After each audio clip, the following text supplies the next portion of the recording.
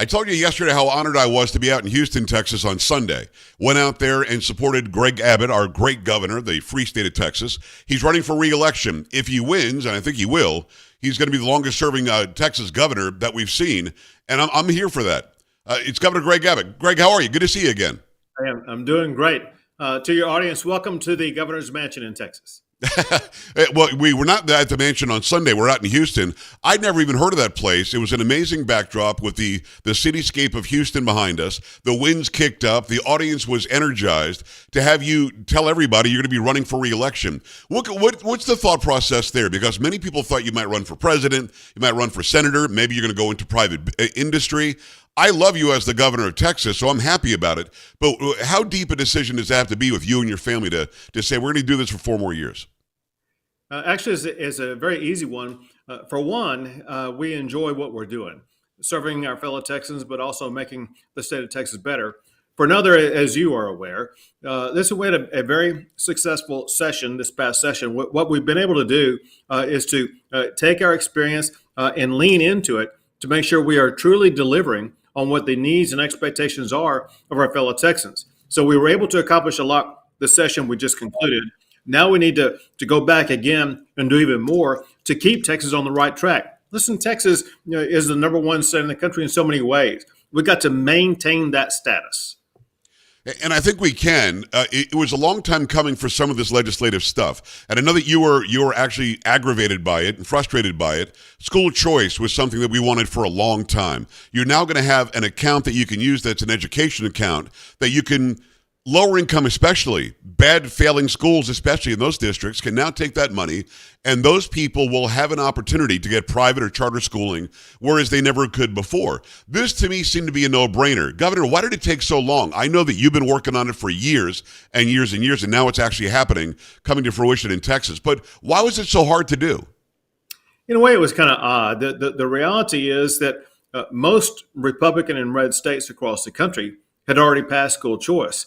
In Texas, the challenge actually was Republicans who were refusing to vote in favor of it. We had a ballot initiative a couple of elections ago that showed that like 90% of all Republicans wanted it passed.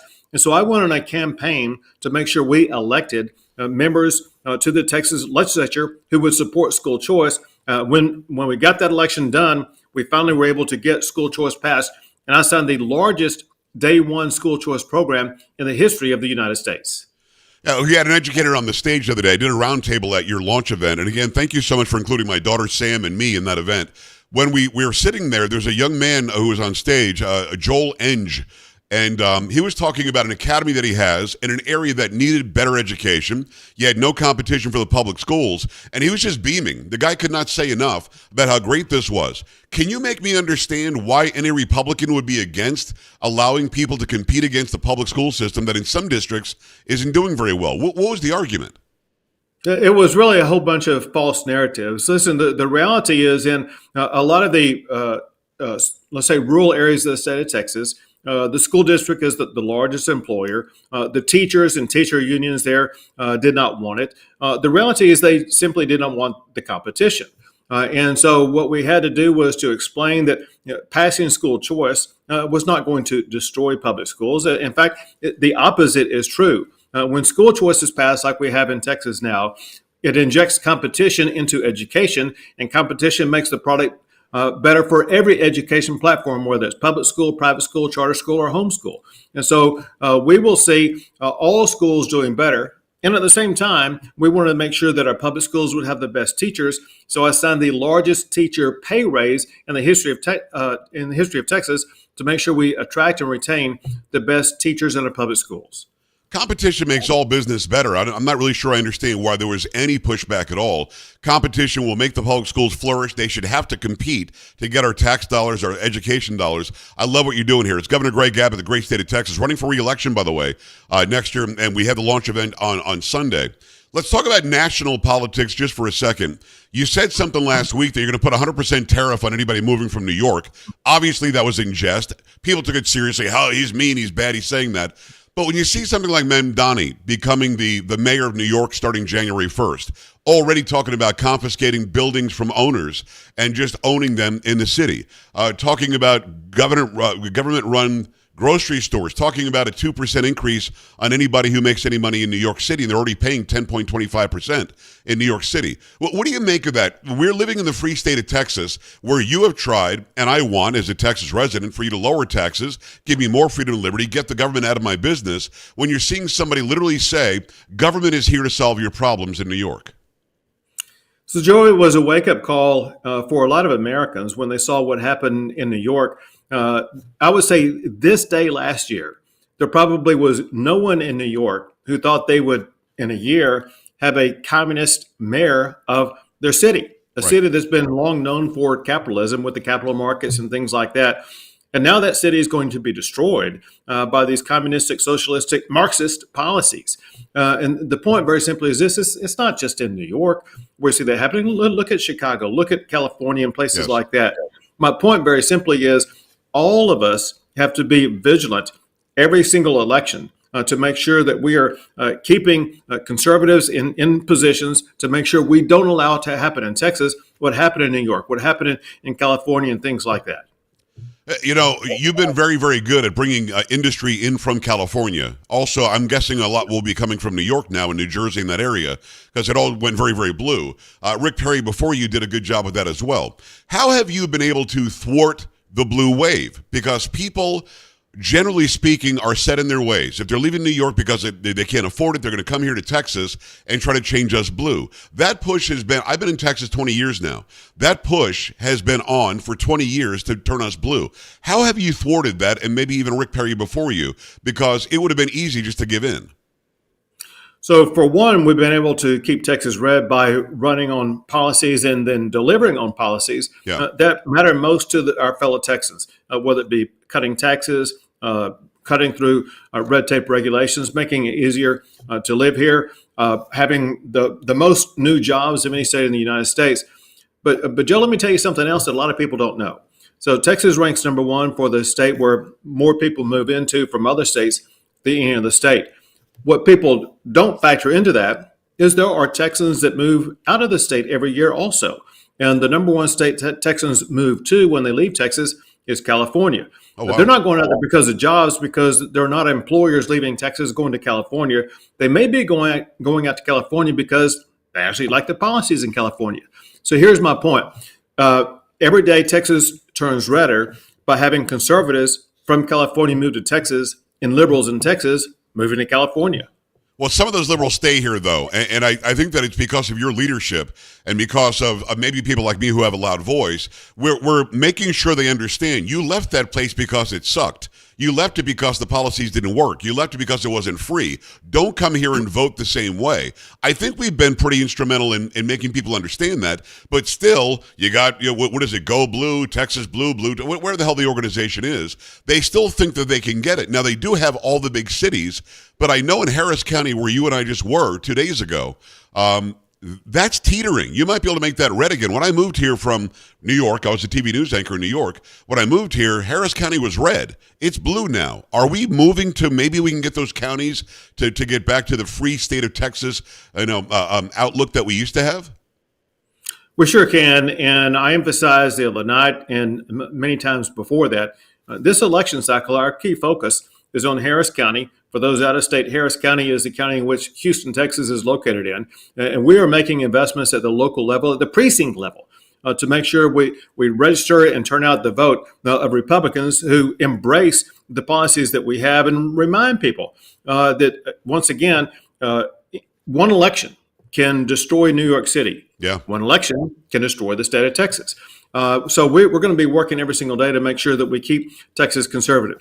But go back to what you were talking about earlier, and that is as people will be departing New York or departing California, whatever the case may be, we are making sure that we are going to have them come in and vote the right way. Right. Among other things, when people come here and when they get a driver's license here, they get a pamphlet educating them on what Texas is all about, what our policies are and things like that. So we begin the education process when they first get here. It is Governor Greg Abbott running for re-election. He's the governor of the great state of Texas. Of course, GregAbbott.com. Always appreciate the time and the access. My property taxes are too high. They just are. It's unbelievable to me that they're so high, but you've been talking the good talk for a long time. We're going to bring property taxes down. How can you affect, like I live in Comal County, how can you affect the Comal County tax base from Austin and the governor's mansion? Can you? So we have tried literally every year that I've been governor. Important for your audience to understand, and that is the state of Texas does not impose a property tax. Right. Property taxes are imposed only at the local level. And what we've been trying to do session after session is we buy down those rates or decrease them by doing things like increasing your homestead exemption. The fact is, Joe, and that is that even though we did that, we spent $51 billion to reduce property taxes this last session. But we have your local governments go behind our back and they increase your property taxes and make it more unaffordable for you to live in your own home. And so I rolled out 5 policies to curtail the ability of local governments to increase your property taxes, finally putting Texas on a pathway to make sure that you will no longer have hikes in your property taxes in Texas. So you at a state level are lowering property taxes by increasing the homestead exemption. Those who don't follow, a homestead exemption is you're not taxed on a certain amount of money that your home is valued, and then you start getting taxed after that if you live there. So you increase the homestead exemption. We save money there, but then the local counties can say, "Oh, this is great. We can now increase your taxes locally." That's what they've been doing. Yeah. And that's exactly what they've been doing. It could be counties, it could be cities. There's other local jurisdictions that impose those type of taxes. And so we're rolling out this plan that, for one, this is just common sense. And that is the state has 4 spending limits that limit our ability to spend more money. Local governments don't have that. It's time that local governments that raise your property taxes, they be constrained by spending limits so they can not spend more of your money. Remembering this, and that is one of the leaders that causes property taxes to go up is because of spending. If we get control of spending at the local level, that will help curtail those property taxes. Another thing that I want to achieve, and that is to require a vote on every single attempt by local jurisdictions to increase your property taxes, and make sure that the only way it's going to be passed is to have 2/3 of the voters approve of that property tax increase. I love that. It's Governor Greg Abbott, great state of Texas. When we talk about voting, you talked about it a minute ago, the president on a national level is trying to get rid of mail-in ballots. Mail-in ballots, according to Jimmy Carter, forget about Donald Trump or Greg Abbott or Joe Pags. Jimmy Carter did the study, the former president, and it turned out, he said, mail-in ballots are fraught with fraud. They're easy to defraud people with mail-in ballots. Are you on board with getting rid of mail-in ballots? Do you think the president can do it on a nationwide level that would help out places like Texas and other places that I think a lot of people outside of Texas don't feel like their franchise is protected because anybody can send in a ballot and write any name they want on there? Is that something that you're looking at? Well, so for one, we've actually been involved in it a long time. And going back to my days as Attorney General, you're correct to say that mail-in ballots are fraught with fraud, and we've been prosecuting cases year after year for mail-in ballot fraud. That said, one thing that we've done is to curtail the ability or the practice to have mail-in ballots. And then also, I recently signed a law requiring voter ID, not just for voters who go to the polls, but also voter ID proof on mail-in ballots. Great. Well, how do you do that? You'd have to actually include a photocopy of your license or something? Include your driver's license number, social security number, or other well-known form of identification so it can be matched up to make sure that the person casting the vote really is that person. During the Biden administration, it's Governor Greg Abbott. Go to GregAbbott.com. He's running for re-election here in the great state of Texas. During the Biden administration, you never heard from President Biden when it came to the border. I don't know that you heard from anybody, maybe not even the vice president, maybe once. But there was a battle. Literally, it was almost, people thought there was going to be an actual physical, literal fight right there in the border because of that one park that was getting an influx of people, and you shut it down. And you said, well, nobody's coming in anymore. And it went from 4,000 people a day to one person, I think, passed for the next few months. That battle with the federal government showed just how strong the state of Texas is when it needs to dig in. Can you compare and contrast the relationship you have now with President Trump back in and seeing 0 people coming across the border? It's a night and day difference. So going back to what you were saying there, we did deal with Biden, and Biden fought us every step of the way. And there was a physical confrontation. The area we're talking about is Eagle Pass, Texas. Right. And along that area and many other stretches, Texas had erected barbed wire as well as other razor wire barriers to deny illegal entry into our state. Joe Biden ordered his Border Patrol to cut through the razor wire that our National Guard had laid down. We fought back, and when they cut through it, we went back and triple stranded that wire to make sure nobody would be able to enter. Then we got engaged in protracted lawsuits that remain pending today. But that said, because of the barriers that we built, because of the National Guard that we put on the border, Texas alone was able to achieve a decrease of 85% of people coming across the border illegally. That said, what President Trump has done is the best any president has ever done in the history of the country. Because as you point out, for something like the last 6 or 7 months, there have been 0 people allowed to cross the border and stay into the United States of America. And this is the tightest shutdown we've ever seen. Texas is doing far better because of it. America is doing far better because of it.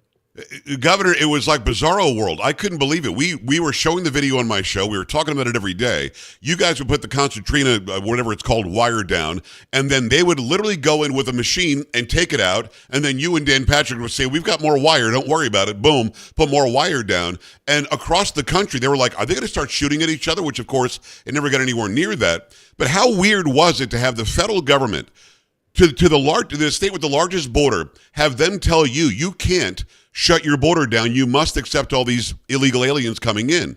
Did you wake up one day and go, I can't believe this is happening? Or did you see it coming?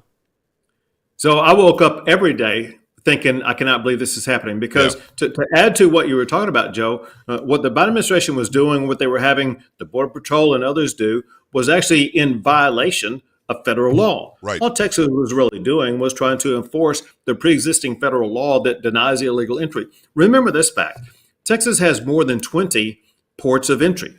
If somebody's seeking asylum, they can go to one of those more than 20 ports of entry. Yes. The only people we were stopping were the people who are trying to enter between the ports of entry. Those are the ones the cartels were trying to smuggle across. Those are the ones that were coming en masse, sometimes more than 5,000 people a day crossing our border illegally. Texas had every right to stop that. And also during that same time, I signed a new law empowering every law enforcement officer in Texas to not only deny illegal entry, but to arrest anybody who has crossed our border illegally. And that was really appreciated by my family and me. We are, of course, residents of Texas. I know you got to go. One last question. People around the country listening, 5 to 6 million people in other states than Texas. A lot of people in Texas, too. What advice do you have for them when they pack up the U-Haul and head here? Vote Republican, period. I love it. Hey, again, thank you for including my family and me in the event on Sunday. I was really proud and honored to be there. And I'm going to keep on supporting you, Governor. I appreciate what you're doing for Texas. Thank you. Thank you, Joe. All right, we'll talk soon. We're back after this. Stay right here.